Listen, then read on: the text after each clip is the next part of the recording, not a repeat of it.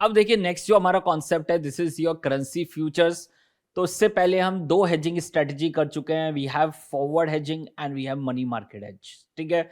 On the same way we have currency futures, कि अब हम वहां पर फ्यूचर कॉन्ट्रैक्ट को यूज कर रहे हैं for the purpose of hedging. We are contracted today for the buying and selling at some future date. तो देखिए सर, कॉन्सेप्ट आपके पास है, वी हैव करेंसी फ्यूचर्स।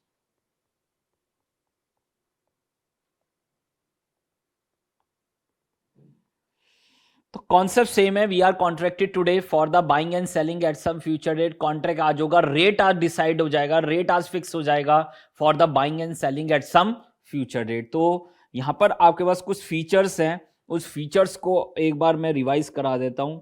जो हमने फ्यूचर्स में डिस्कस किए थे, उन्हीं सेम फीचर्स को एक बार रिवाइज करा रहा हूं, और फिर आगे हम पूरी स्ट्रेटजी को डिस्कस करेंगे। तो देखिए सर, सबसे पहले it is same as stock and commodity future. तो जैसे स्टॉक फ्यूचर्स था, कमोडिटी फ्यूचर्स था, दिस इज सेम एज, देख लीजिए वहां पर इसी के सेम है, this is your currency futures. तो it is same as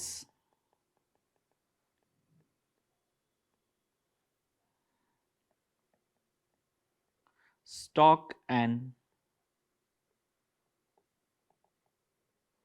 commodity futures. It is same as stock and commodity futures. The only difference is underlying asset.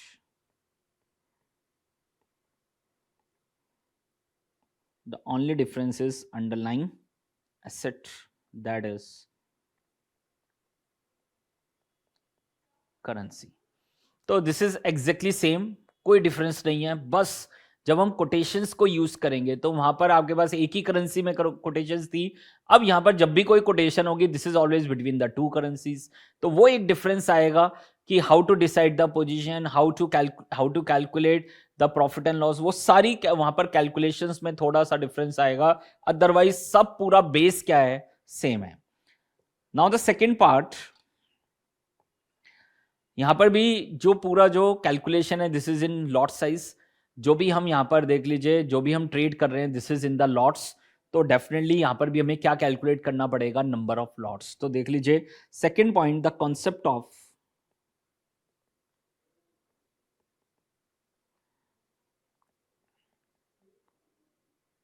Lot size is also applicable. The concept of lot size is also applicable. तो वो भी यहां पर applicable है। जैसे India में 1 lot is equal to $1,000 है sir, 1 lot is equal to 1,000 euros. तो इंडिया में ये लॉट साइज चलता है। तो यहां पर भी हमें क्या कैलकुलेट करना पड़ेगा, नंबर ऑफ लॉट्स। यहां पर भी क्या कैलकुलेट करना होगा, number of lots. And this is your value of position.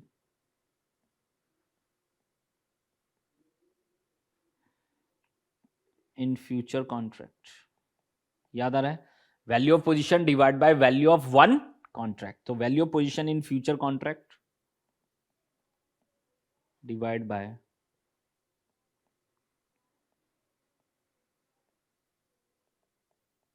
Value of one contract, box में कर देना। इंपॉर्टेंट पॉइंट है, मतलब यहाँ पर जो ट्रेडिंग है वो लॉट्स में हो रही है, तो ऑप्शंस भी जब करेंगे वहां पर भी ट्रेडिंग लॉट्स में ही हो रही है। तो we should calculate the number of lots अगर वहां पर वैल्यू ऑफ वन कॉन्ट्रैक्ट है आपके पास, ठीक है। तो ध्यान रखना है क्वेश्चंस में, अगर फ्यूचर से रिलेटेड कोई भी क्वेश्चन और वहां पर वैल्यू ऑफ वन लॉट दे रखा है, we should calculate the number of lots, उसके बिना क्वेश्चन सॉल्व नहीं करेंगे सर, ठीक है। तो ये आपके पास था नंबर ऑफ लॉट्स। तो यहां पर बहुत इंपॉर्टेंट चीज है जो आप अभी देखेंगे, अगर ये value of one contract pound में है तो वैल्यू ऑफ पोजीशन भी किस में होनी चाहिए, पाउंड में। अगर वो पाउंड में नहीं है तो वी हैव टू कन्वर्ट, उसको कन्वर्ट करना पड़ेगा, ठीक है। तो करेंगे डिस्कस, जब पूरी स्ट्रैटेजी डिस्कस करेंगे। पहले फीचर्स के बारे में बात कर रहे हैं। तो पहली बात यहां पर ये बिल्कुल सेम है, this is same as stock and commodity futures. दूसरा आपके पास यहां पर नंबर ऑफ लॉट्स कैलकुलेट करने पड़ेंगे, बिकॉज लॉट में यहां पर ट्रेडिंग हो रही है, तो डेफिनेटली लॉट्स में ही नंबर ऑफ लॉट्स हमें कैलकुलेट करने पड़ेंगे। This is your value of position divide by value of one contract. तीसरा पॉइंट आपके पास, This is the concept of initial margin. The concept of initial margin.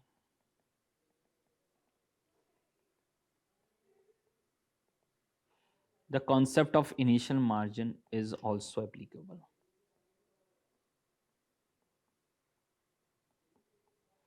The concept of initial margin is also applicable. It is just like security deposit.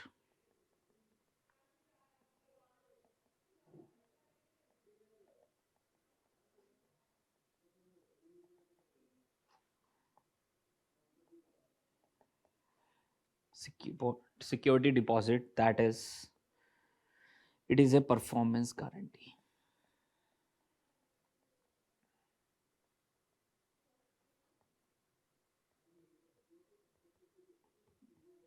It is a performance guarantee. तो एक clarity यहाँ पर बहुत वहाँ पर आपको रखनी है कि जैसे वहाँ पर इनिशियल मार्जिन पे करना पड़ रहा था, यहाँ पर भी पे करना पड़ेगा. और इनिशियल मार्जिन क्या है? सिक्योरिटी डिपॉजिट है, तो उसका ना इनफ्लो आउटफ्लो पे कोई इंपैक्ट है, बट उसकी अपॉर्चुनिटी कॉस्ट हमें क्या करनी पड़ेगी? कंसीडर करनी पड़ेगी. तो याद रखना, initial margin is also applicable. It is just like security deposit, जैसे जाएगा वैसे ही वापस आ जाएगा. This is only the performance guarantee, मतलब लॉस हुआ तो यहां से रिकवर होगा, बट उसकी अपॉर्चुनिटी कॉस्ट हमें क्या करनी है? कंसिडर करनी है. तो लिख लो sir, however the opportunity cost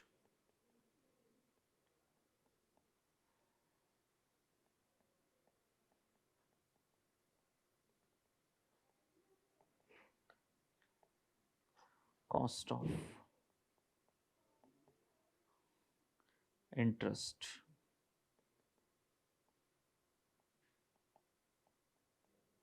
must be considered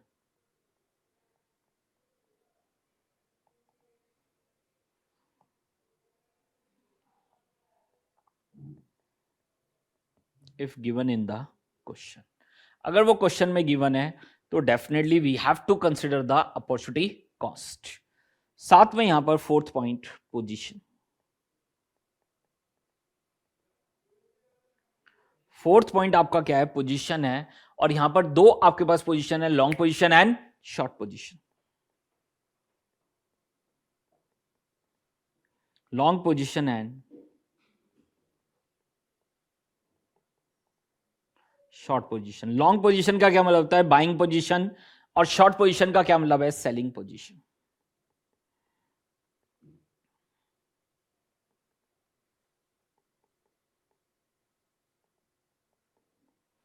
We have buying position and we have selling position to square off.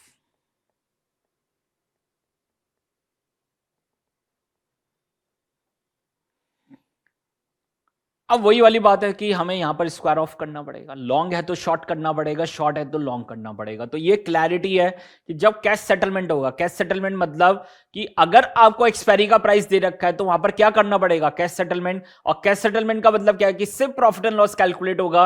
And how to calculate profit and loss? Long है तो शॉर्ट करेंगे, short है तो long करेंगे. तो to square off, if you have long position तो हमें क्या करना पड़ेगा? स्क्वायर ऑफ करने के लिए शॉर्ट पोजीशन. और अगर आपकी शॉर्ट पोजीशन है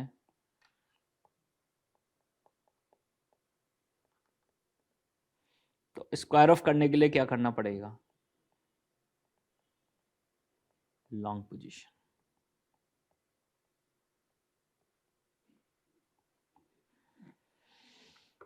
and the difference is your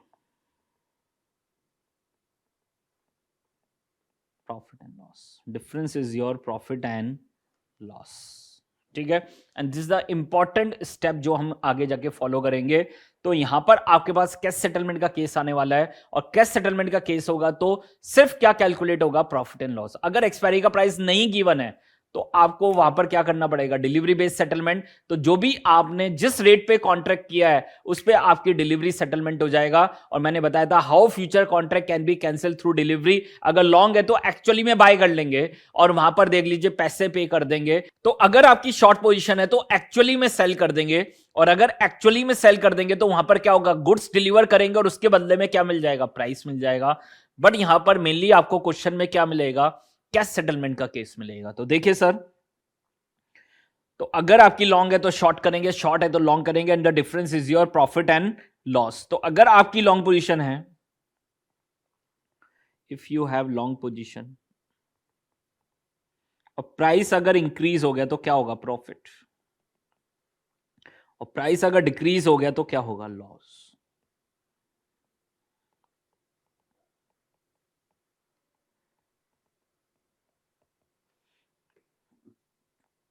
देख लीजिए, अगर प्राइस डिक्रीज हो गया तो क्या होगा? लॉस होगा। On the same way, if you have short position, price increase हो गया तो क्या होगा? लॉस। प्राइस डिक्रीज हो गया तो क्या होगा? प्रॉफिट।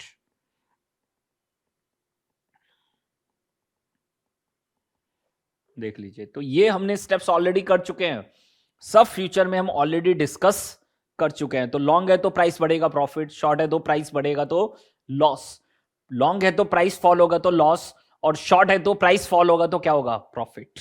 ठीक है, तो देखिए नेक्स्ट पॉइंट आपके पास फिफ्थ पॉइंट में, वहां पर आपको बस ध्यान क्या रखना है, अगर एक्सपायरी का प्राइस दे रखा है तो क्या करेंगे वहां पर? Cash settlement. और अगर एक्सपायरी का प्राइस नहीं दे रखा है तो क्या करेंगे? Delivery based settlement. तो दिस इज योर सेटलमेंट।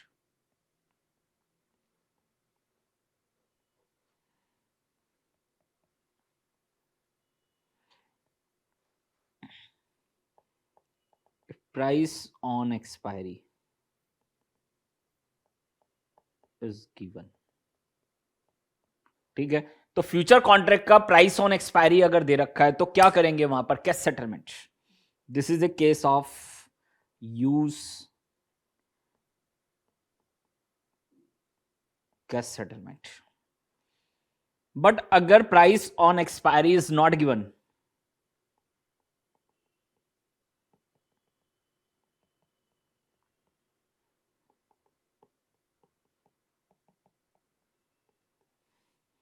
तो हम वहां पर क्या करेंगे? Delivery based settlement.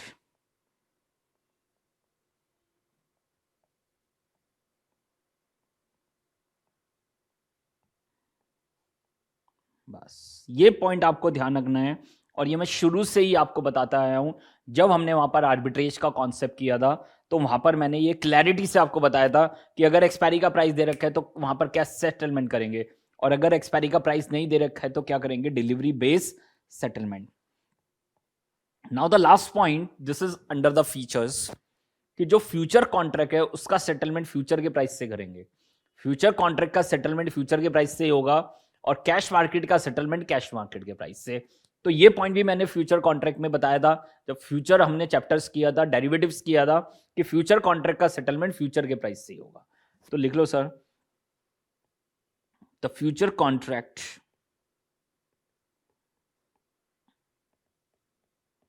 must be settled through future price,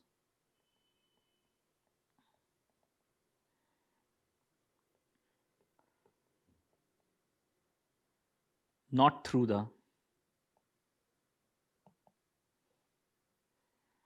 spot price. The future contract must be settled through future price, not the spot price. तो आपने contract किया आज, we are contracted today for the buying and selling at some future date. This is your future contract. Contract आज होगा, rate आज decide होगा, but by cell कब होगी? फ्यूचर में जाके। बाय सेल कब होगी? फ्यूचर में जाके। अब देखो ना, ये प्राइस आज मैंने फिक्स कर दिया, this is your future contract, this is your actual future price, आज फिक्स कर दिया मैंने। बट ये प्राइस भी तो हर समय क्या कर रहा है? फ्लक्चुएट कर रहा है। यहां पर कितना प्राइस आ गया है? This is again actual future price. तो this is your future contract price on expiry. तो फ्यूचर कॉन्ट्रैक्ट की सेटलमेंट किससे होगी? फ्यूचर के प्राइस से ही होगी। और जो भी हमें बाय सेल एक्चुअली में उस दिन बाय सेल करना है तो this is at spot rate, वो ध्यान रखना वहां पर, क्योंकि अगर वो कैश सेटलमेंट का केस है तो सिर्फ प्रॉफिट एंड लॉस सेटल होगा। तो फ्यूचर कॉन्ट्रैक्ट का प्राइस देख लीजिए, फ्यूचर कॉन्ट्रैक्ट का जो सेटलमेंट है वो फ्यूचर के प्राइस से ही होगा। और उस केस में जो भी मुझे एक्चुअली में बाय सेल करना है, मुझे $1 लाख चाहिए, मुझे $1 लाख सेल करना है, तो वो किस पे होगा? This is on the actual spot rate on expiry. और दोनों प्राइसेस अलग अलग हैं, याद रखना। Spot rate on expiry and actual future price on expiry, दोनों के रेट में डिफरेंस होगा, छोटा मोटा डिफरेंस होगा, बट डिफरेंस होगा। अगर एक ही दे रखा है तो उस पर सेटलमेंट होगा, और अगर दोनों अलग अलग दे रखे हैं तो उस केस में वहां पर आपको फ्यूचर कॉन्ट्रैक्ट का सेटलमेंट फ्यूचर के प्राइस से, और जो भी एक्चुअल बाय सेल करना है this is on spot rate on expiry. तो ये इंपॉर्टेंट है, याद रखना, ये वाला पॉइंट हमारे लिए मोस्ट इंपॉर्टेंट है जो हमें काम आएगा सर। ठीक है, तो दीज आर द 6 फीचर्स जो मैंने आपको रिवाइज कराए हैं। This is your future contract, और उसके मैंने पूरे फीचर्स आपको रिवाइज करा दिए। Now we have steps involve in the future hedging. तो देखिए sir, steps involve,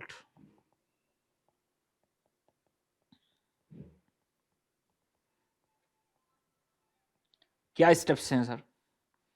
step number 1, और जब सबसे इंपॉर्टेंट स्टेप कौन सा है? Step number 1, and this is your decide position.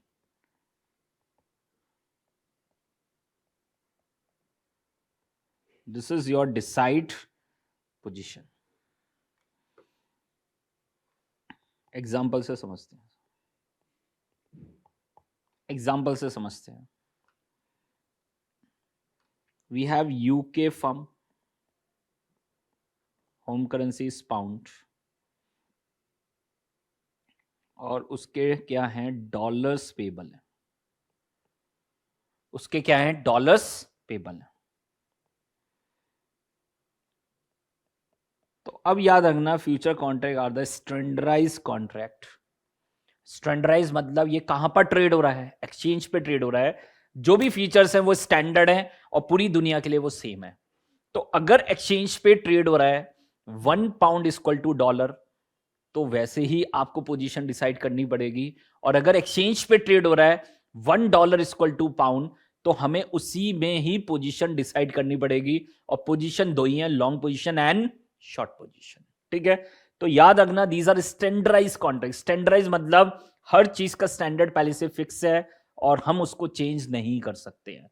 तो वाइल डिसाइडिंग द पोजीशन, जब मैं पोजीशन डिसाइड करूंगा तो मैं कोटेशन को कन्वर्ट नहीं कर सकता हूं डायरेक्ट कोट से इनडायरेक्ट कोट में।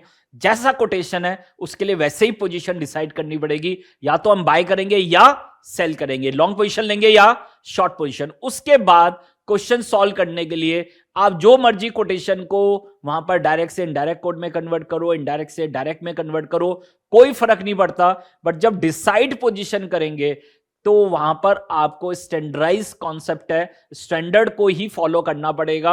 जैसा कोटेशन दिया हुआ है उसके लिए वैसे ही पोजीशन लेनी पड़ेगी। और जब हम क्वेश्चन सॉल्व करेंगे उसके लिए मुझे कोटेशन को डायरेक्ट इनडायरेक्ट कोड में कन्वर्ट करना है, तो कोई दिक्कत नहीं है। This is only for solving our question, this is for the purpose of solving the equation, वो हम वहां पर यूज कर रहे हैं।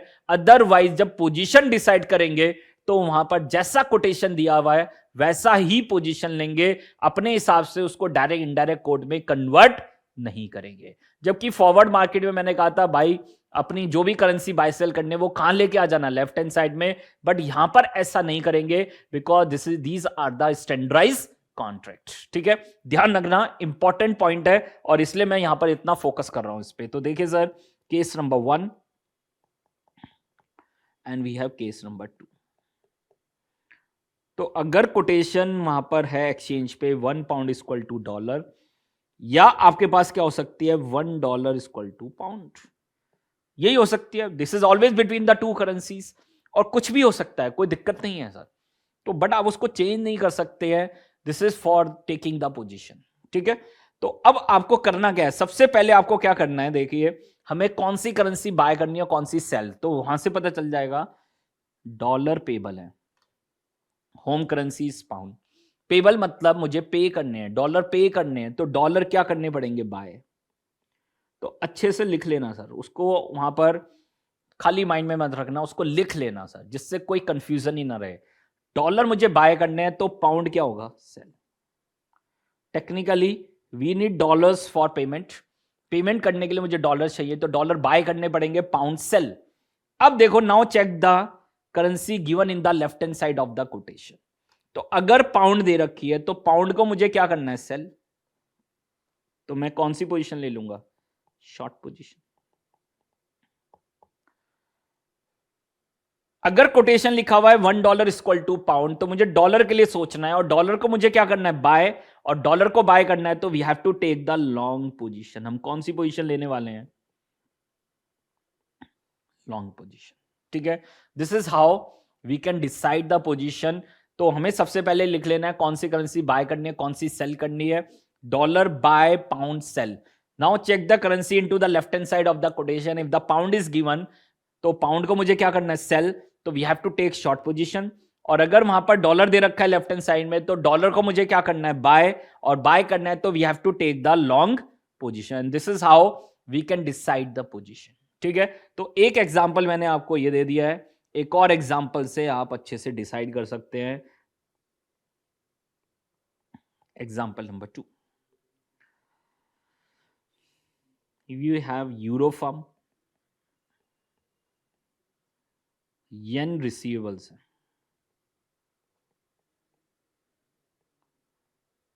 येन रिसीवेबल है, येन रिसीवेबल मतलब मुझे येन मिलने वाले हैं। अब देखो यहां पर दो तरह से कोटेशन हो सकती है। 1 euro is equal to how many yen and 1 yen is equal to how many euro, ऐसे ही हो सकती है कोटेशन। तो सबसे पहले मुझे लिख लेना है कि कौन सी करेंसी बाय करनी है, कौन सी सेल। येन रिसीवेबल है and you are euro firm, आपकी होम करेंसी क्या है, यूरो है। तो येन रिसीवेबल है, तो येन आपको रिसीव हो रहे हैं, तो येन को क्या करोगे, सेल, और यूरो को क्या करोगे, बाय। सिंपल है। तो आपकी फॉरेन करेंसी येन है, और येन जैसे ही आपके पास आएंगे उसको सेल करेंगे, yen sell and euro buy. Now check the currency into the left hand side of the quotation. तो if in the left hand side we have euro, और यूरो को मुझे क्या करना है, बाय, और बाय करना है तो we have to take the long position. तो इस कोटेशन में कौन सी पोजीशन लेंगे, लॉन्ग पोजीशन। अगर आपके पास येन गिवन है तो येन को मुझे क्या करना है, सेल, तो इस कोटेशन में हम क्या लेंगे, we have to take the short position. Check कर लीजिए एक बार। तो this is how we can decide the position under the contract, under the future contract. अगर आपको कोटेशन ये दे रखी है तो हम लॉन्ग पोजीशन लेंगे, और अगर कोटेशन ये दे रखी है तो we have to take the short position. और पोजीशन दो ही है, लॉन्ग या शॉर्ट। तो लिख लो इस पॉइंट को, decide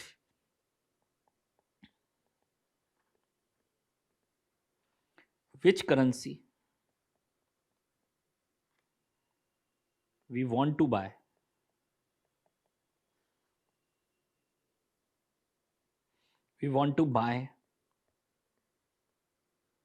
and which currency we want to sell.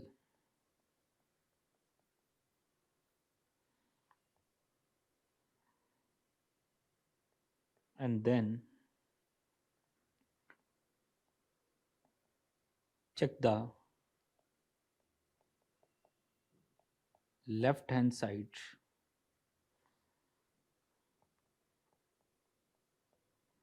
currency of the quotation, and then decide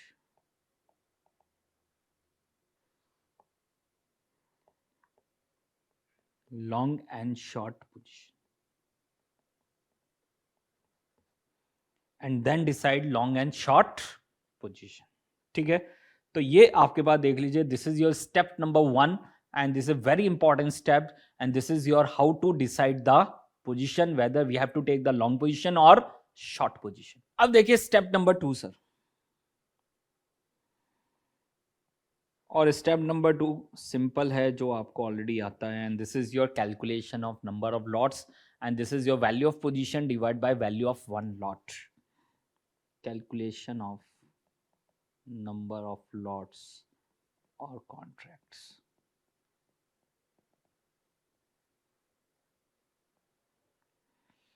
Calculation of number of lots or contract, and this is your value of position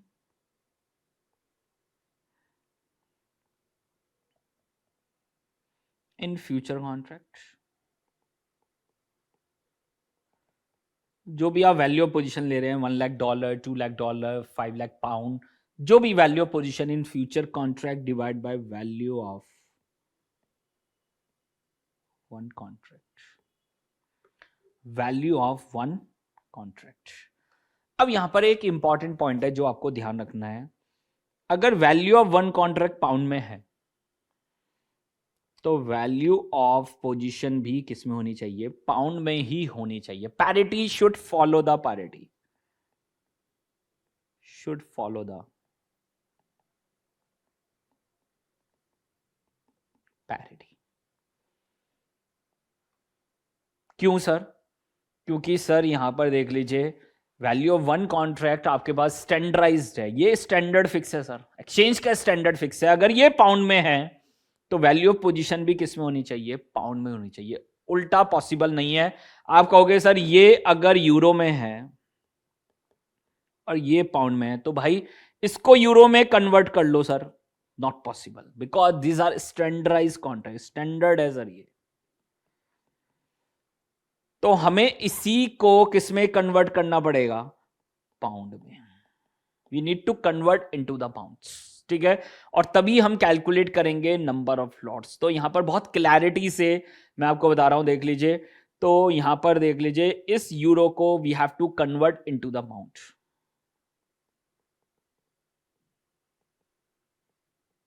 और तब हम calculate करेंगे number of contracts, ठीक है। अब यहां पर बात आई कि भाई कन्वर्ट किस रेट पे करूं, और वो बड़ा सिंपल है सर, जिस रेट पे आपने कॉन्ट्रैक्ट किया उसी रेट पे क्या होगा? कन्वर्जन होगा, ठीक है। तो अगर यहां पर आपके पास value of one contract is in pound and the exposure position in euro, तो we have to convert euro into the pound. और कौन सा रेट पे कन्वर्जन होगा, किस रेट पे कन्वर्जन होगा? This is at contract rate, किस this is at contract rate, ठीक है। और कॉन्ट्रैक्ट रेट बड़ा सिंपल है, we are contracted today for the buying and selling at some future date. जिस रेट पे कॉन्ट्रैक्ट किया है, देख लीजिए वी आर कॉन्ट्रैक्टेड टुडे, तो this is your contract rate. जिस रेट पे आपने आज कॉन्ट्रैक्ट किया, rate is decided as on today, उस रेट पे आपका क्या होगा? कन्वर्सन होगा। तो लिख लो सर इस पे, इंपॉर्टेंट पॉइंट है, convert exposure amount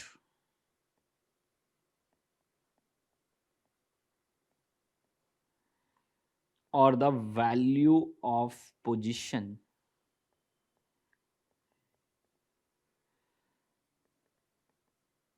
in the same currency as of lot size and it will be converted at किस रेट पे कन्वर्ट होगा? At contract rate. We need to convert it at contract rate. This is our step number 2, simple steps था। तो वहां पर हमें उसको किस रेट पे कन्वर्ट करना है? कॉन्ट्रैक्ट रेट पे कन्वर्ट करना है। तो now we have step number 3। अब हमें वहां पर देख लीजिए, अगर एक्सपायरी का प्राइस दे रखा है तो we should calculate the profit and loss under the future contract, और यहां पर इस क्वेश्चन में वो आपको मिलने वाला है, ठीक है। तो लिखिए sir step number 3, calculation of profit and loss under future contract. तो पहले हमने पोजीशन डिसाइड कर ली, फिर हमने नंबर ऑफ लॉट कैलकुलेट कर लिए। Now we need to calculate the profit and loss under the future contract. और वो ये पर्पस ही यही है कि यहां पर हमने फ्यूचर कॉन्ट्रैक्ट के थ्रू हेजिंग कर ली, तो जो भी फ्लक्चुएशन है वो यहां पर आ जाएगी आपके पास। और जब वहां पर एक्सपायरी पे जो भी आपको बाय सेल करना होगा, वो एक्चुअल रेट पे क्या कर लेंगे? बाय कर लेंगे। उस दिन के स्पॉट रेट पे क्या कर लेंगे? बाय कर लेंगे, ठीक है। तो ये आपका यहां पर देख लीजिए, this that's why we call it hedging strategy, ठीक है। तो देखिए calculation of profit and loss under the future contract, और वो हमें बताइए, अगर लॉन्ग पोजीशन है तो स्क्वायर ऑफ करने के लिए शॉर्ट करेंगे, शॉर्ट पोजीशन है तो स्क्वायर ऑफ करने के लिए क्या करेंगे? लॉन्ग करेंगे। तो if we have long position, to square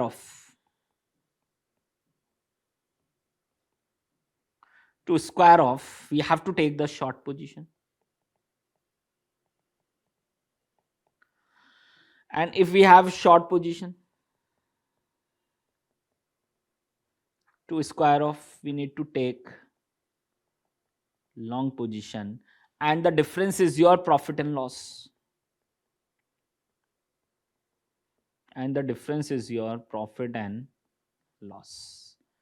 तो how to calculate profit and loss बड़ा सिंपल है. मैंने वहां पर 65 पे कॉन्ट्रैक्ट किया था.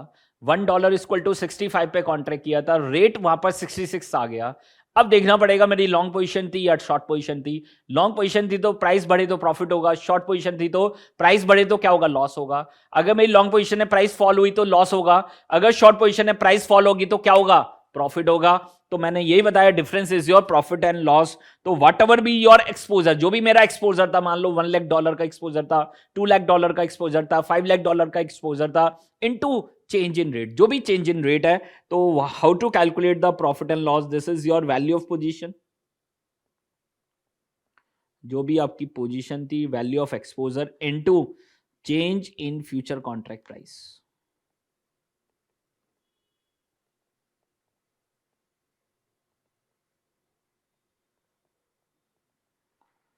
This is your profit and loss. या मैं इसको एक और तरीके से कैलकुलेट कर सकता हूं.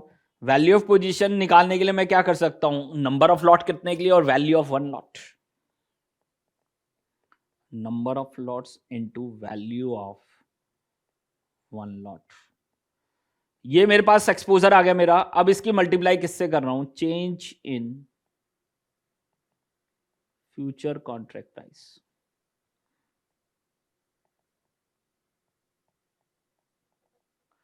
Change in future contract price. तो मेरे पास क्या निकल के आ जाएगा, this is your profit and loss under the future contract. साथ में स्टेप नंबर 4. तो मेरा फ्यूचर कॉन्ट्रैक्ट से प्रॉफिट एंड लॉस आ गया. तो अब मुझे वहां पर है, या तो मेरी रिसिप्ट है या पेमेंट है. मुझे पेमेंट करनी है $1 लाख की, या मेरी रिसिप्ट है. तो पेमेंट है तो मुझे बाय करने पड़ेंगे डॉलर, और अगर वहां पर रिसिप्ट का केस है तो मुझे सेल करने पड़ेंगे. और किस रेट पे कर पाएंगे, उस दिन के एक्चुअल स्पॉट रेट पे. किस दिन के, ऑन एक्सपायरी. तो देख लीजिए step number 4, we have to calculate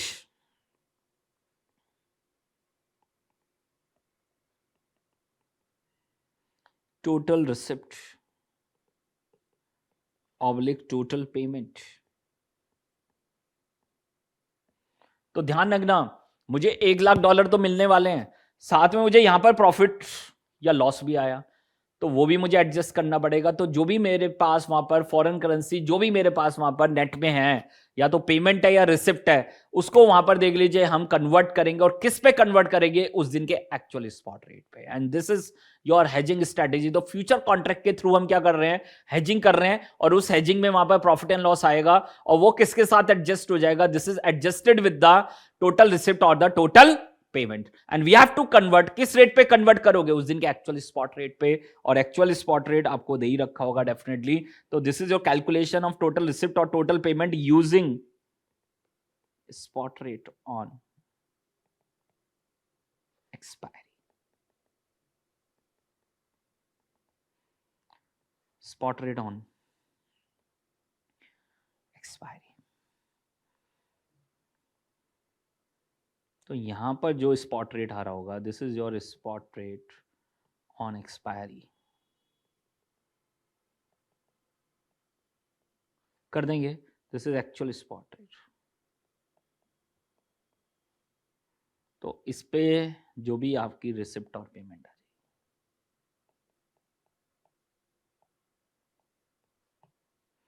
receipt oblique payment. Clear है. तो अभी जब क्वेश्चन करेंगे तो और क्लैरिटी आपके पास आएगी. And this is your currency futures. ये आपका करेंसी फ्यूचर्स है. साथ में आपने जो इनिशियल मार्जिन पे किया होगा, तो उसकी क्या लेनी पड़ेगी, अपॉर्चुनिटी कॉस्ट. तो वी हैव स्टेप नंबर 5. तो अगर है तो लेंगे, और नहीं है तो नहीं लेंगे सर. क्लियर है सर. तो वी शुड कंसिडर द, या calculate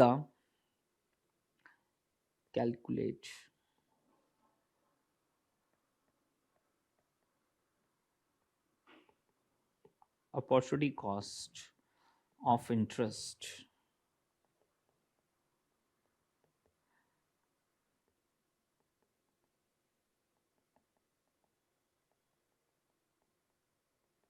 initial margin given in the question.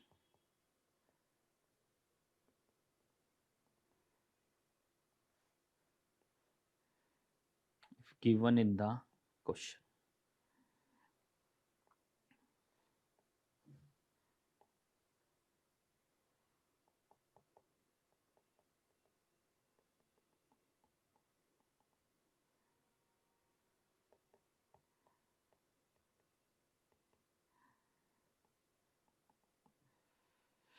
Initial margin देख लीजिए, we need to consider the opportunity cost on it. हमें इसकी क्या लेनी पड़ेगी, अपॉर्चुनिटी कॉस्ट। तो इनिशियल मार्जिन से कोई इंपैक्ट नहीं हो रहा है, याद रखना, जैसा आया वैसे चला जाएगा वापस, सिर्फ हमें उसकी क्या लेनी है, अपॉर्चुनिटी कॉस्ट। ठीक है, तो we have to consider the opportunity cost on it while calculating the total receipt oblique total payment. ठीक है, तो देख लीजिए फाइनल स्टेप आपके पास यही है, step number 6, we have to calculate the net receipt or net payment. Calculation of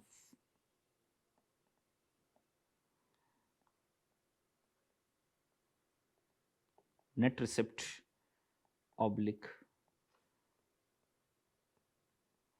net payment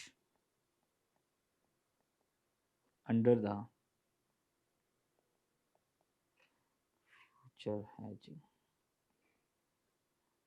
under the future hedging. तो यहां पर 3 चीजें आएंगी आपके पास। तो पहला, profit and loss under future contract.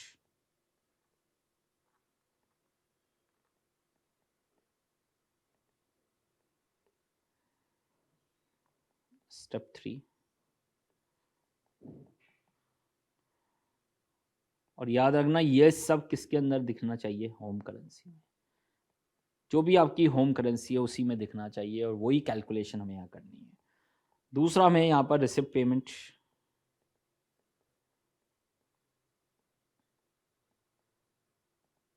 Using spot rate on expiry. तो अगर ये प्रॉफिट एंड लॉस आपके पास फॉरेन करेंसी में आ रहा है तो we have to convert into the home currency. किस रेट पे, उस दिन के एक्चुअल स्पॉट रेट पे, तो स्पॉट रेट ऑन एक्सपायरी। ठीक है, and the last one, this is opportunity cost of initial margin. तो ये आपके पास स्टेप नंबर 3 था, ये स्टेप नंबर 4 है, और ये स्टेप नंबर 5 है। तो फाइनली आपके पास क्या निकल के आ जाएगा, this is your net receipt oblique net payment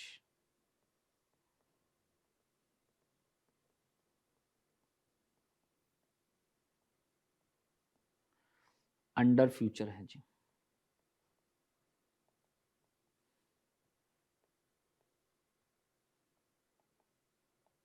under future hedging. तो ये एक आपके पास बेसिक कॉन्सेप्ट मैंने यहाँ पर कवर किया है, this is about the currency futures. अभी क्लैरिटी जब आएगी, जब हम क्वेश्चन सॉल्व करेंगे, तो फुल फ्लैज क्लैरिटी आ जाएगी। और यहाँ पर बड़ा सिंपल है, we have only one variety of question, और वही वैरायटी बार बार क्वेश्चन में एग्जाम में आ रही है, कभी 8 मार्क्स में, कभी 6 मार्क्स में, कभी 5 मार्क्स में। तो मतलब हमारे लिए यही यहाँ पर कॉन्सेप्ट इंपॉर्टेंट है, यही क्वेश्चन इंपॉर्टेंट है, और उसी को बार बार वो रिपीट कर रहे हैं। ठीक है, तो देख लीजिए, this is all about your currency futures. अब देखिए नेक्स्ट जो आपके पास है, this is your question number 31A, और सेम टाइप का क्वेश्चन कम से कम 4 से 5 टाइम्स आ चुका है एग्जाम में। सेम क्वेश्चन, फिगर्स अलग हो सकते हैं, बट बिल्कुल कॉपी पेस्ट क्वेश्चन है, because we have only one variety of question जो यहां पर करेंसी फ्यूचर्स में है। तो देखिए sir, XYZ limited is an export oriented business house based in Mumbai. The company invoices in customer currency. Customer currency मतलब जो सामने वाले की करेंसी है उसमें इनवॉइस बना रही है। तो इट रिसिप्ट ऑफ $1 लाख, तो उसको $1 लाख मिलने वाला है। This is on September 1st 2005। Market information as at, highlight कर लो, June 1st 2005। तो मार्केट की इंफॉर्मेशन कब दे रखी है, June 1st की, और उसकी रिसिप्ट कब आने वाली है, September 1st 2005। Exchange rate, contract sizes ₹4,72,000। तो एक कॉन्ट्रैक्ट की वैल्यू कितने की है, 1 lot is equal to ₹4,72,000। Spot rate 1 month forward rate, 3 months forward rate, तो टाइम पीरियड कितना हो गया? वी हैव जून, जुलाई, अगस्त, सितंबर, तो वी हैव 3 मंथ्स। साथ में आपके पास देख लीजिए यूएस डॉलर पर रुपी का आपको क्या दे रखा है, देख लीजिए, this is your currency futures, June contract का प्राइस और सितंबर कॉन्ट्रैक्ट का प्राइस। तो जब मुझे वहां पर सितंबर में रिसिप्ट आने वाली है, तो मैं जो हेजिंग करूंगा वो किससे करूंगा? सितंबर कॉन्ट्रैक्ट से। जब फॉरवर्ड भी अगर बुक करूंगा तो कौन सा बुक करूंगा? 3 मंथ्स फॉरवर्ड। तो वो जो इंफॉर्मेशन गिवन है क्वेश्चन में उसको सही से हमें रीड करना है। तो यहां पर आपके पास स्पॉट रेट दे रखा है आज का, 1 month forward and 3 months forward. तो जब चूज करूंगा तो कौन सा चूज करूंगा? 3 मंथ्स फॉरवर्ड, अगर फॉरवर्ड हेजिंग करनी है। अगर फ्यूचर हेजिंग करनी है तो कौन सा कॉन्ट्रैक्ट करूंगा? सितंबर कॉन्ट्रैक्ट। और सितंबर कॉन्ट्रैक्ट का रेट कितना है? 0.02118, and this is as on today for September. याद रखना, this is the information on 1 June for September contract. साथ में इनिशियल मार्जिन दे रखा है जून कॉन्ट्रैक्ट का, सितंबर का। तो जब सितंबर कॉन्ट्रैक्ट करेंगे तो मार्जिन भी कितने का लगेगा? 15,000। और याद रखना, दिस इज फॉर 1 लॉट का है। अभी तो मुझे देखना पड़ेगा कितने लॉट हमें वहां पर करने हैं, ठीक है। साथ में उसकी अपॉर्चुनिटी कॉस्ट भी दे दी, कितनी? 8% इन इंडिया ऑन सितंबर 1, 2005। ध्यान से हाईलाइट करना सर, ये कब की बात कर रहे हैं? 1 सितंबर की बात कर रहे हैं, ठीक है। This is on expiry, the spot rate is this and currency future rate for September contract is 0.02134। तो बहुत क्लैरिटी से उन्होंने बता दिया कि वहां पर स्पॉट मार्केट में एक्सपायरी पे कितना रेट है एंड फ्यूचर कॉन्ट्रैक्ट का कितना रेट है। तो फ्यूचर कॉन्ट्रैक्ट की जो सेटलमेंट है वो फ्यूचर के प्राइस से होगी, और जो आपको एक्चुअल बाय सेल करना है वो किस रेट पे करेंगे? उस दिन के एक्चुअल स्पॉट रेट पे। Comment which of the following method would be most advantageous to XYZ, and this is forward contract, currency futures and no hedging. No hedging मतलब मैंने कुछ hedging नहीं की, तो hedging नहीं की तो आपकी जो रिसिप्ट आएगी वो किस रेट से आ जाएगी? उस दिन के एक्चुअल स्पॉट रेट पे, and this is on expiry. आपने कोई hedging नहीं की है। साथ में वो लास्ट में क्या बोल रहे हैं? साथ में क्या बोल रहे हैं? It may be assume that variation of margin would be settled on the maturity of the future contract. तो जो भी वेरिएशन आएगा वो लास्ट में ही सेटल होगा, कोई दिक्कत नहीं है, ठीक है। तो we have to consider the opportunity cost of initial margin only, और उसके अलावा उसका कोई और रोल नहीं है, ठीक है। तो 1 बाय 1 करते हैं। सबसे पहले फॉरवर्ड हेजिंग, फिर आपके पास देख लीजिए फ्यूचर हेजिंग, और फिर आपके पास क्या है? नो हेजिंग है। तो देखिए सर, ए पॉइंट, क्वेश्चन नंबर 31 ए, इंपॉर्टेंट लगा लेना सर, 4 to 5 टाइम्स सेम यही क्वेश्चन आया हुआ है, सिर्फ फिगर्स अलग हैं और कुछ अलग नहीं है सर। तो वी हैव 31 ए, और उसमें पहला पॉइंट क्या है? Forward contract.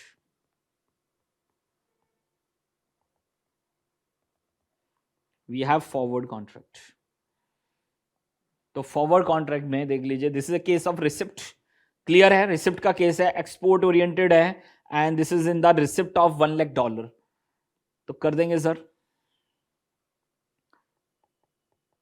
Total receipt using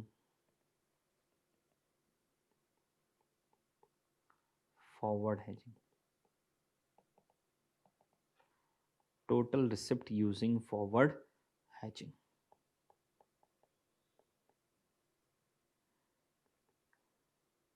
कौन सा रेट यूज होगा? 3 months forward. 3 months forward, 3 months forward आपको क्वेश्चन में ऑलरेडी दे रखा है, एंड दिस इज डॉलर पर रुपी। दिस इज डॉलर पर रुपी, 1 रुपी इक्वल टू डॉलर 0.02127।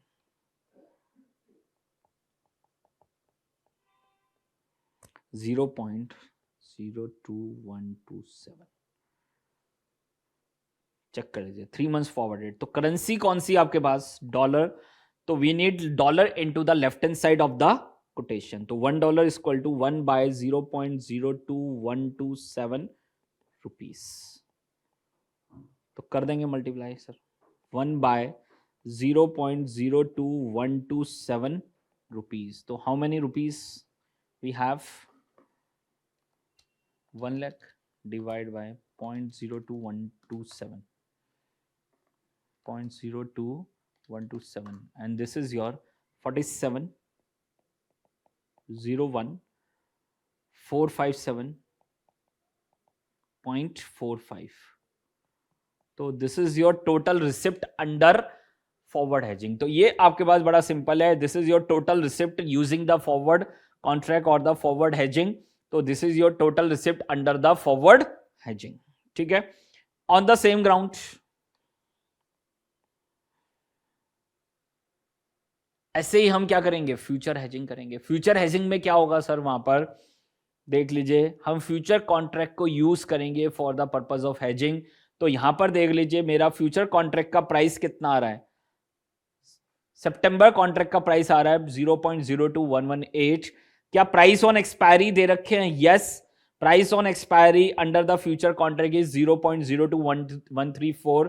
तो मुझे कहां जाना पड़ेगा, देख लीजिए कैश सेटलमेंट पे जाना पड़ेगा। कहां जाना पड़ेगा, कैश सेटलमेंट पे। तो देखिए सर पूरा कॉन्सेप्ट कवर करते हैं, बी पॉइंट करिए, and this is your currency futures.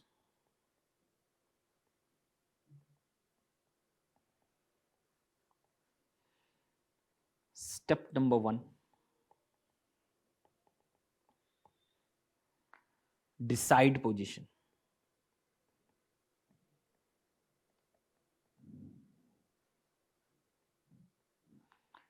Decide position,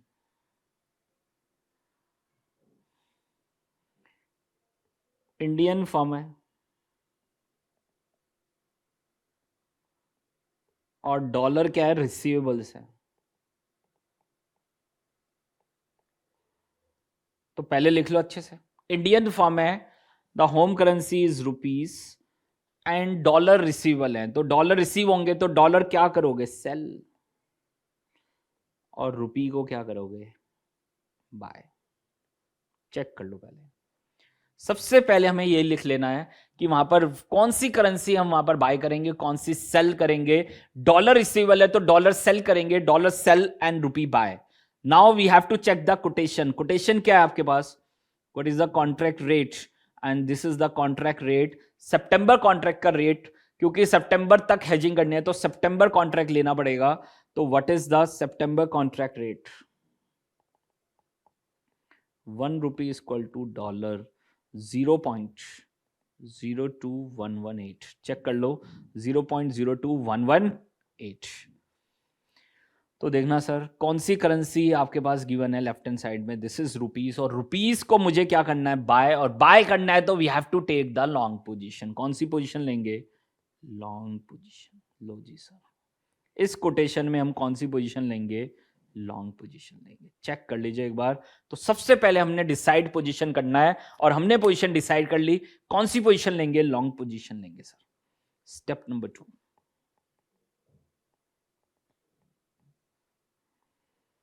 calculation of number of lots और कॉन्ट्रैक्ट्स। कितने कॉन्ट्रैक्ट करेंगे, कितने लॉट्स करेंगे, and how to calculate value of position.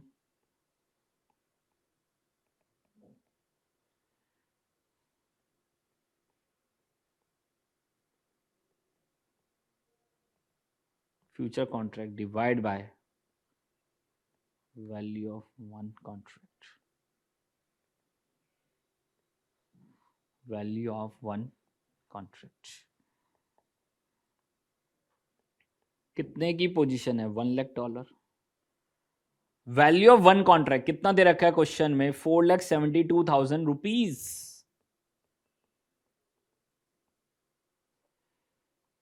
तो अब तो प्रॉब्लम हो गई sir, value of one contract is in rupees और वैल्यू ऑफ पोजीशन आपके पास क्या है, डॉलर में। तो we have to convert our value of position into the rupees, और उसके लिए कौन सा रेट यूज होगा, कॉन्ट्रैक्ट रेट। कॉन्ट्रैक्ट रेट कितना था, ये रहा contract rate, this is your contract rate.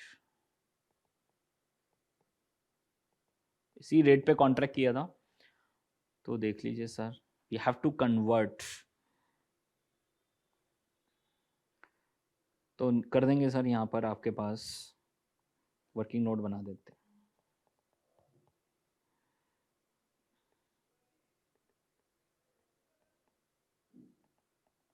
Contract rate क्या था आपके पास, 1 रुपी इक्वल टू 0.02118 यही था सर। तो हमारा वैल्यू ऑफ पोजीशन कितना है?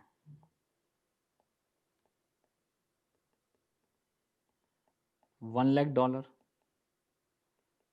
अब इसको कन्वर्ट करना पड़ेगा इनटू द रुपीज, और कौन से रेट पे? कॉन्ट्रैक्ट रेट पे। तो देख लीजिए डॉलर है तो क्या हो जाएगा, 1 रुपीज इक्वल टू डॉलर है, तो मुझे डॉलर चाहिए, तो 1/0.02118 रुपीज। तो how many rupees? 1 lakh divided by 0.02118 and this is 47 21 435.32. तो this is your value of position in rupees में आ गई। We have to convert using the contract rate. और अब हम कैलकुलेट कर देंगे what will be the our number of lots. कर देंगे नंबर ऑफ लॉट्स। तो this is also in rupees now. 47 21 435.32 and this is also in rupees 4,72,000। तो क्या निकल के आ जाएंगे मेरे number of lots? And this is your 10.003 और 10 लॉट्स और 10 लॉट्स। और कौन सी पोजीशन ली आपने? Long position. याद रखना कौन सी पोजीशन ली है? Long position. चेक कर लीजिए एक बार। This is your step number 2। Step number 2 आपके पास था, देख लीजिए। And this is your value of position divide by value of one contract. Value of position this is in dollar, we need to convert into the rupees. क्यों? क्योंकि ये rupees में है तो ये भी किस में होना चाहिए? रुपीज में। तो वैल्यू ऑफ पोजीशन को ही चेंज कर सकते हैं, वैल्यू ऑफ वन कॉन्ट्रैक्ट को चेंज नहीं कर सकते हैं, because this is a standardized contract. Now we have step number 3 and we need to calculate profit and loss under the future contract. तो यहां पर ध्यान रखना, मैंने रेट बुक कर दिया यहां। अब प्रैक्टिकली याद रखना, मुझे दुनिया की कोई फ्लक्चुएशन इंपैक्ट नहीं कर सकती। क्यों? मैंने यहां पर देख लीजिए कैश सेटलमेंट कर लेनी है, जो भी रेट आ जाए यहां पर, जो डिफरेंस है वो मेरा प्रॉफिट एंड लॉस है। और जब मैं वहां पर एक्चुअली में बेचूंगा डॉलर, किस पे बेचूंगा? उस दिन के एक्चुअल स्पॉट रेट पे। तो ऑटोमेटिकली मेरा हेज हो चुका है। समझ पा रहे हैं? मेरा हेज हो चुका है। रेट बढ़ गया तब भी कोई दिक्कत नहीं है, रेट कम हो गया तब भी कोई दिक्कत नहीं है। कोई दुनिया की फ्लक्चुएशन आपको इंपैक्ट नहीं कर सकती है, और वो मैं आपको प्रूफ करके भी दिखा दूंगा अभी। ठीक है, तो देखिए स्टेप नंबर 3 में लिखो calculation of profit and loss under future contract.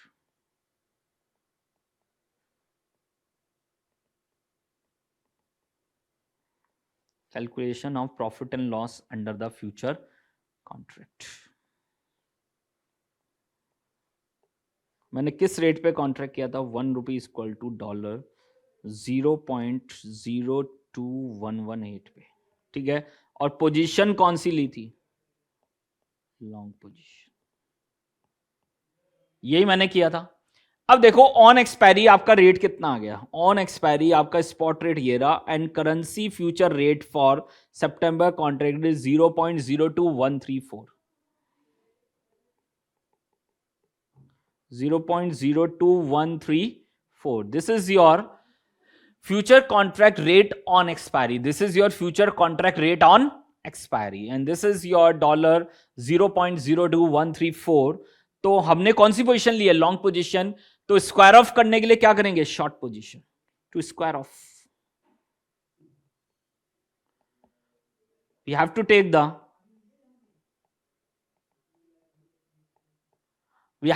The short position. Long किया है तो स्क्वायर ऑफ करने के लिए क्या करना पड़ेगा? Short, and the difference is your profit and loss. जो डिफरेंस है वो आपका क्या है? प्रॉफिट एंड लॉस है। तो जरा वो कैलकुलेट करेंगे सर। तो मैंने 1 रुपया कितने डॉलर में बाय किया? देख लीजिए, लॉन्ग पोजीशन ली है मैंने। तो 1 रुपी इक्वल टू डॉलर 0.02118 मैंने बाय किया। अब 1 रुपए का रेट कितना आ गया है? Equal to dollar 0.02134। रेट बढ़ गया तो मुझे क्या होगा? प्रॉफिट होगा। मुझे क्या होगा? प्रॉफिट। प्रॉफिट अंडर द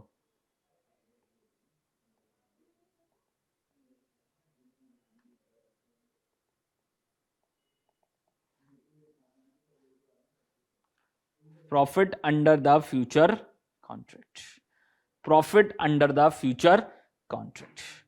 तो हमने भाई कितना एक्सपोजर लिया था, देख लीजिए मैंने रुपी में कितना एक्सपोजर लिया था, प्लीज फोकस करिए। मैंने 10 लॉट्स का एक्सपोजर लिया था और एक लॉट की वैल्यू कितनी थी, 4,72,000। तो what is your total exposure in rupees?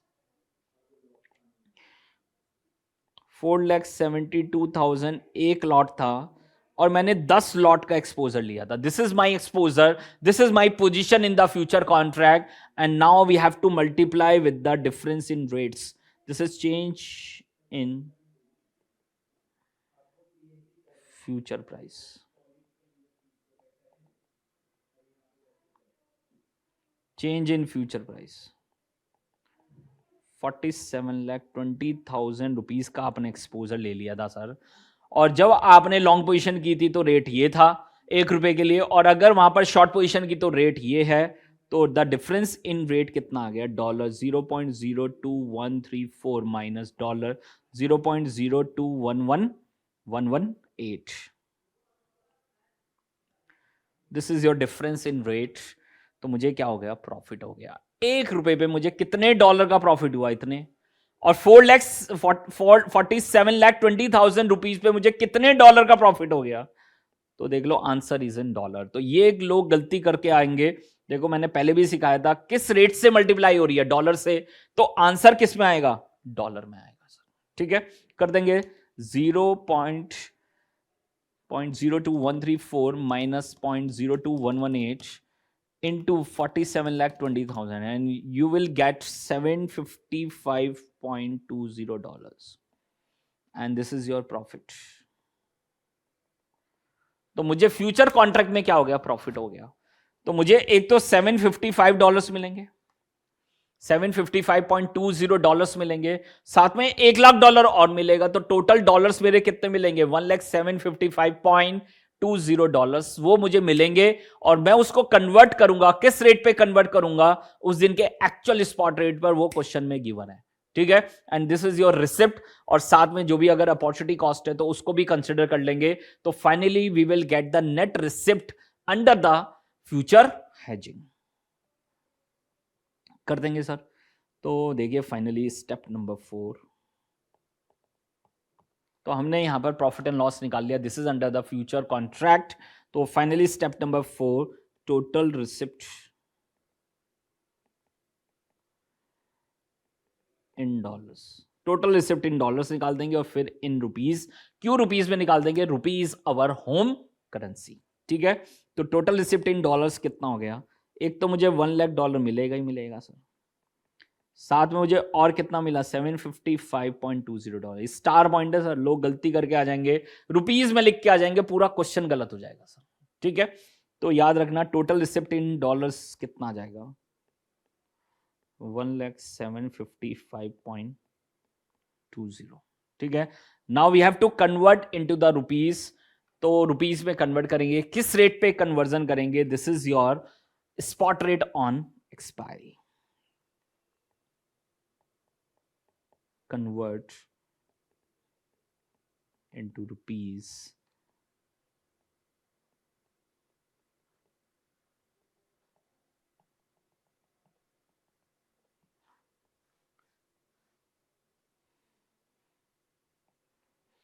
convert into the rupees, देख लीजिए using the spot rate on expiry. ठीक है, तो मुझे कितना डॉलर आ गया देख लीजिए, मैं आपको डायग्राम पे भी बता देता हूं। तो एक तो मैंने हेजिंग की, उससे प्रॉफिट आ गया, साथ में मुझे $1,00,000 यहां पर आने वाला था, $1,00,000 प्लस मुझे $755.20 आ गया। और अब मैं इसको कन्वर्ट करूंगा किस पे, उस दिन के एक्चुअल स्पॉट रेट में, multiply with spot rate on expiry. हो गया ना मेरा पूरा स्टेप, देख लीजिए कंप्लीट हो गया। बस एक चीज और रह जाएगी, हमारी अपॉर्चुनिटी कॉस्ट। ठीक है, तो कर देंगे सर, कन्वर्जन कर देंगे, 1,00755.20 into spot rate on expiry. Already question में गिवन है, देख लीजिए। This is your spot rate on expiry, on expiry है 0.02133।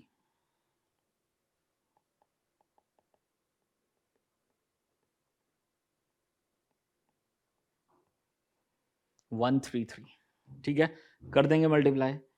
तो दिस इज डॉलर, तो लेफ्ट हैंड साइड में क्या चाहिए डॉलर, तो क्या हो जाएगा 1/0.02133 रुपीस। तो कितने रुपीस आ जाएंगे सर?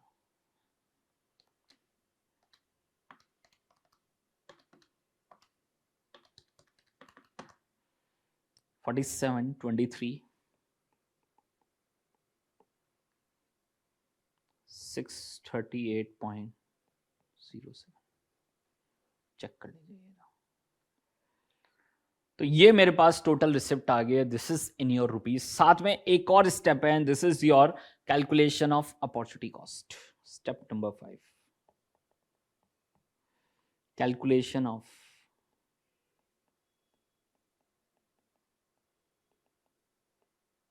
अपॉर्चुनिटी कॉस्ट ऑफ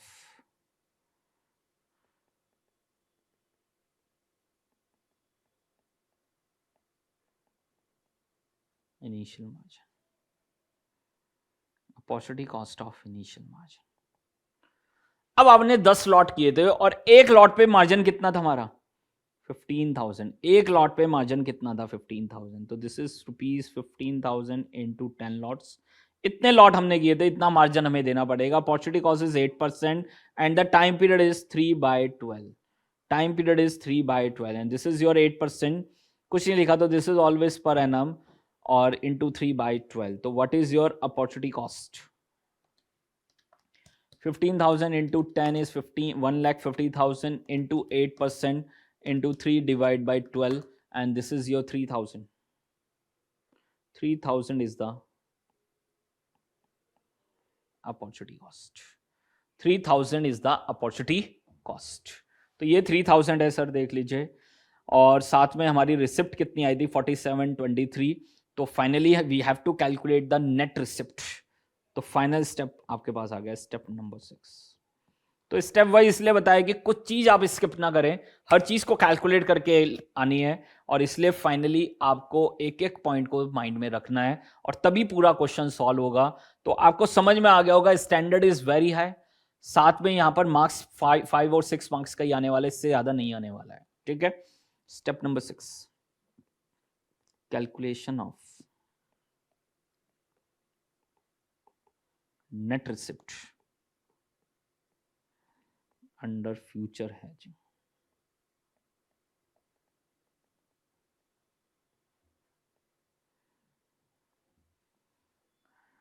तो मेरी टोटल रिसिप्ट कितनी आई थी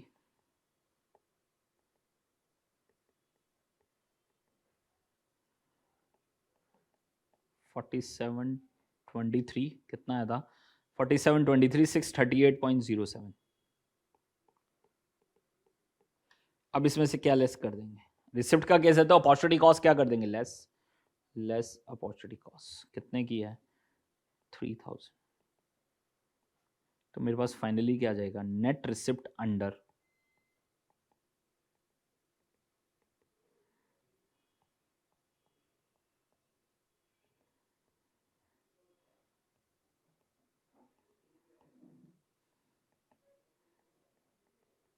$20,638.07। चेक कर लीजिए, this is your total receipt या net receipt under the future hedging. और अगर आप देखेंगे ना, ये किसके आसपास है देख लो सर, जो हमने कॉन्ट्रैक्ट रेट बुक किया था। अगर आप देख पा रहे हैं, जो हमने कॉन्ट्रैक्ट रेट बुक किया था, देख लो ऑलमोस्ट उसके आसपास ही है। और यही यहां पर हेजिंग का मतलब ही यही है। अब दुनिया की कोई भी फ्लक्चुएशन मुझे कोई इंपैक्ट नहीं दे सकती, बिकॉज मैंने अपना रेट पहले ही फिक्स कर लिया। अब वहां पर जो भी प्रॉफिट एंड लॉस आएगा देख लीजिए, तो वो वहां पर किसके हिसाब से आएगा, जो भी स्पॉट रेट ऑन एक्सपायरी है या फ्यूचर रेट ऑन एक्सपायरी है। तो फ्यूचर कॉन्ट्रैक्ट का profit and loss future contract में आ गया। अब जो वहां पर मेरी एक्चुअल में नेट में रिसिप्ट आई in dollars, we have to convert using the spot rate. अब स्पॉट रेट बढ़ रहा है कम हो रहा है, तो वो ध्यान रखना स्पॉट रेट ऑन एक्सपायरी और future rate on expiry almost आसपास ही होंगे और अपने क्वेश्चन में भी आसपास ही हैं, 0.02133 एंड 0.02134। तो मेरी जो वहां पर देख लीजिए पूरा हेजिंग हो गया है। अब दुनिया कहीं पर भी जाए मेरी रिसिप्ट किसके आसपास रहेगी? दिस इज 47,20,000 के आसपास ही रहने वाली, और वही हमारी आई है इस क्वेश्चन में। अगर आप देख रहे हैं 47,20,638.07, ठीक है। तो साथ में यहां पर आपके पास एक और पॉइंट था, सी पॉइंट, और सी पॉइंट में क्या था? No hedging. अगर हेज ही नहीं किया तो किस रेट से आपकी रिसिप्ट आएगी? This is your actual rate on expiry. तो कर देंगे सर यहां पर आपके पास सी पार्ट कर दो सर फटाफट। No hedging, no hedging, total receipt under. अब हेज ही नहीं गया तो भाई जब डॉलर रिसीव हुए तभी कन्वर्ट कर दिए, और उस दिन रेट क्या है? Actual spot rate on expiry. तो this is your $1 lakh receipt multiply with spot rate on 1st September, spot rate on 1st September, 1 rupee is equal to $0.02133। यही था सर। कन्वर्ट कर देंगे, डॉलर लेफ्ट हैंड साइड में dollar चाहिए तो क्या हो जाएगा? 1/0.02133 rupees, and what is your receipt under no hedging? 1 lakh divided by 0.02133, and this is 46,88,232.54। तो आपको समझ में आ गया होगा कि वहां पर देख लीजिए यही तो रेट यूज हुआ था कन्वर्जन के लिए, बट यहां पर एक्स्ट्रा पार्ट क्या था? This is your profit and loss under the future contract, और उसकी वजह से वहां पर रिसिप्ट क्या आ रही थी? ज्यादा आ रही थी, ठीक है। चेक कर लीजिए एक बार। तो ये आपके पास देख लीजिए फुल फ्लेज पार्ट हो गया। अब यहां पर डिसीजन भी पूछ रहा है, यहां पर साथ में क्या पूछ रहा है? डिसीजन पूछ रहा है, which of the following method is most advantageous. तो जिसमें रिसिप्ट का केस है, जिसमें रिसिप्ट सबसे ज्यादा आ रही है, इसमें 4688, इसमें 4720, और फॉरवर्ड में हेजिंग में और देख लो, फॉरवर्ड हेजिंग में कितना आ रहा था? चेक कर लीजिए एक बार। फॉरवर्ड हेजिंग में रिसिप्ट आया था 4701। तो बेस्ट क्या रहा? This is your currency futures, this is your currency futures. तो पूरा डिसीजन लिख के आना पड़ेगा तभी पूरे मार्क्स मिलेंगे, अदरवाइज 2 मार्क्स आपके कट कर लेंगे सर। तो लिखो सर डिसीजन।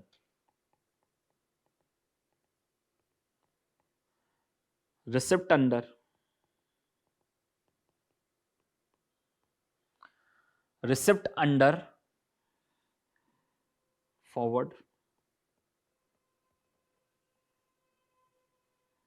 कितना आया था? 4701 457.45। Receipt under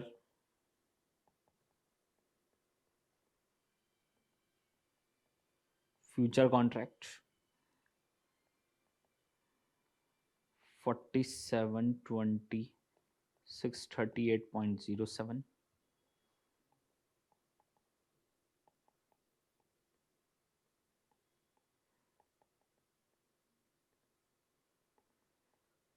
no hedging,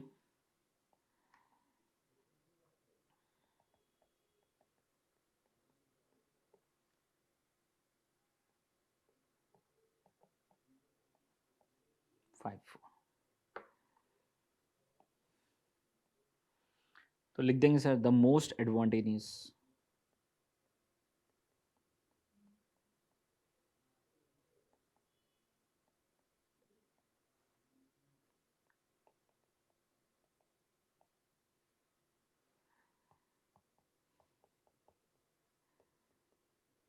XYZ Limited is to hedge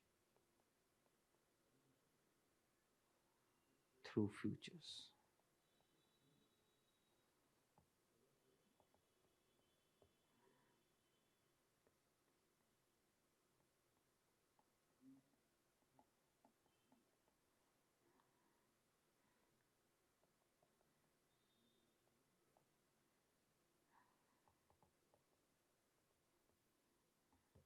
receipt is maximum in this case. ठीक है, चेक कर लीजिए एक बार।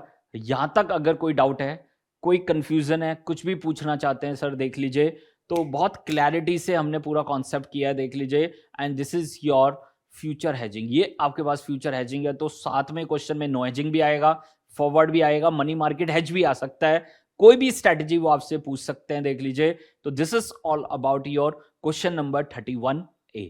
अब देखिए, इसी क्वेश्चन में एक एक्स्ट्रा पार्ट भी ले रहा हूं कि अगर क्वेश्चन चेंज होके आ जाए, वहां पर रेट इंक्रीज होने की जगह डिक्रीज हो जाए, तो मुझे फ्यूचर कॉन्ट्रैक्ट में क्या हो जाएगा, लॉस। तो आपको दिखेगा कि रेट ऊपर जाए या नीचे जाए, मेरी जो रिसिप्ट है वो वहां पर 47,20,000 के आसपास ही रहने वाली है, ये याद रखना है यहाँ पर। ठीक है, and this is the concept of hedging. Hedging का मतलब ही यही है कि we have to minimize the risk. तो लिखो सर एक्स्ट्रा पार्ट, जो आपके एग्जाम में आ सकता है सर, कभी भी आ सकता है सर। और अब तो क्वेश्चन चेंज होकर ही आ रहे हैं, ऑप्शन में भी उन्होंने चेंज कर दिया, उन्होंने वहां पर कैश सेटलमेंट का क्वेश्चन दे दिया, जबकि अभी तक जो क्वेश्चन आ रहा था वो डिलीवरी बेस्ड क्वेश्चन आ रहा था वहां पर। अब उन्होंने वहां पर ऑप्शंस हेजिंग में, करेंसी ऑप्शंस के अंदर उन्होंने कैश सेटलमेंट का क्वेश्चन दे दिया, तो वहां पर आपको प्रॉफिट एंड लॉस कैलकुलेट करना पड़ेगा। तो मैं वही बताना चाह रहा हूं, यहां पर क्वेश्चन कुछ भी चेंज होके आ सकता है, और आजकल ये वो कर ही रहे हैं, वहां पर क्वेश्चन में कुछ ना कुछ ट्विस्ट डाल रहे हैं, कुछ ना कुछ चेंज डाल रहे हैं। अगर आपको कॉन्सेप्चुअल क्लैरिटी है तभी क्वेश्चन सॉल्व होगा, अदरवाइज जिंदगी में कभी सॉल्व नहीं कर पाओगे। ठीक है, मैं आपको पहले बता रहा हूं, मगअप करने से कुछ होने वाला नहीं है, आपको क्लैरिटी लानी पड़ेगी, कॉन्सेप्चुअल क्लैरिटी लानी पड़ेगी, एमसीक्यू तभी सॉल्व होगा। और अब तो बड़े क्वेश्चंस, जो भी लेंथी क्वेश्चंस भी हैं, वहां पर भी वो अलग अलग कॉन्सेप्ट को टेस्ट कर रहे हैं सर। ठीक है, तो देखिए सर एक्स्ट्रा पार्ट, तो फ्यूचर कॉन्ट्रैक्ट का रेट हमारा कितना था आज के दिन, $1 $0.021118 था सर। और हमारी पोजीशन क्या आई थी, लॉन्ग पोजीशन आई थी सर। मान लो एज्यूम कर लेते हैं सर, यहां पर रेट कितना आ गया, $1 $0.02050। रेट कम हो गया सर। अगर रेट कम हो गया तो आपकी लॉन्ग पोजीशन है, स्क्वायर ऑफ करने के लिए, टू स्क्वायर ऑफ, आप क्या करोगे, शॉर्ट पोजीशन। तो लॉन्ग पोजीशन लिया हमने, $1 $0.021118 पे, बाय किया ₹1 कितने में, 0.02118 पे, और सेल कितने पे कर रहे हैं, 0.02050। रेट अगर कम हो गया, लॉन्ग पोजीशन है, प्राइस अगर फॉल हो गया, तो मुझे क्या होगा, लॉस। तो हम निकाल देंगे loss under the future contract.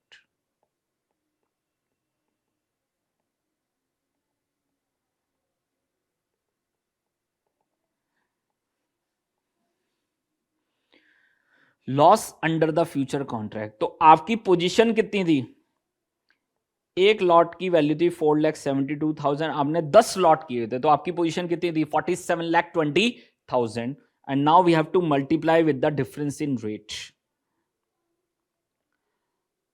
Difference in rate 0.02118 minus $0.02050। तो टेक्निकली मुझे क्या हो गया, लॉस हो गया सर।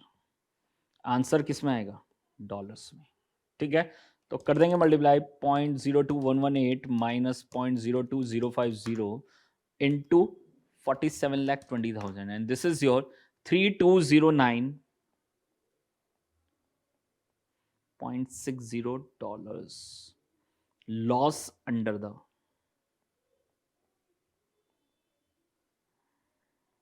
Future contract.